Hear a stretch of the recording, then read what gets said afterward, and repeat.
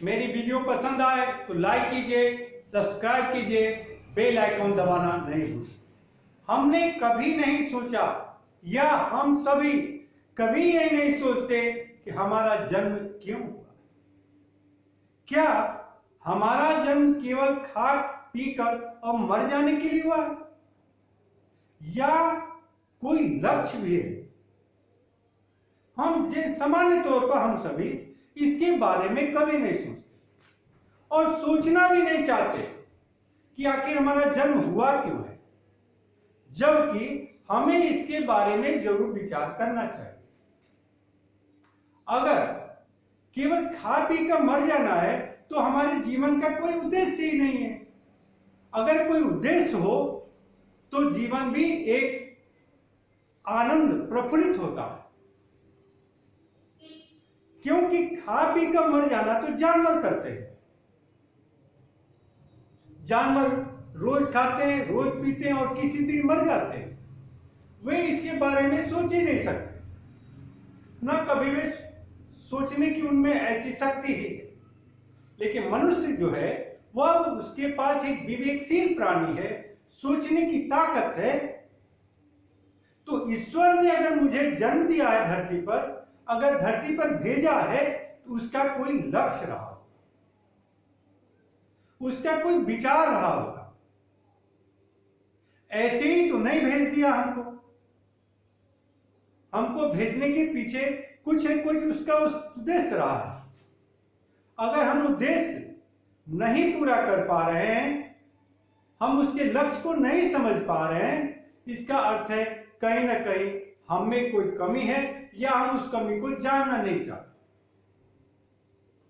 इसलिए पहला आवश्यक है कि हमें अपने बारे में जाने, समझे और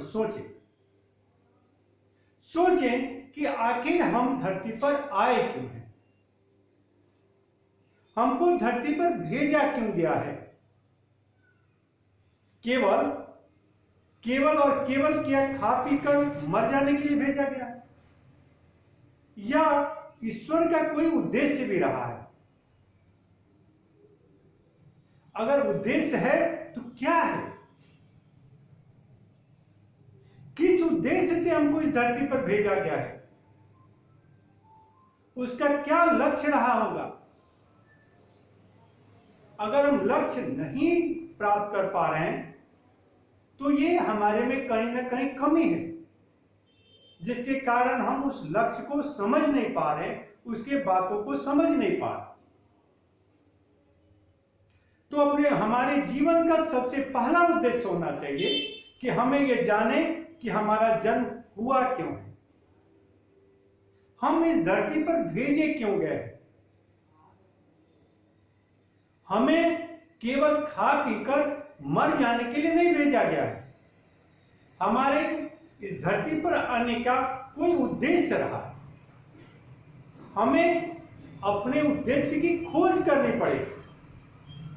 हमें विचार और मंथन करना पड़ेगा कि आखिर हम क्यों इस धरती पर आए। धरती पर आने के लिए कोई ना कोई लक्ष्य है।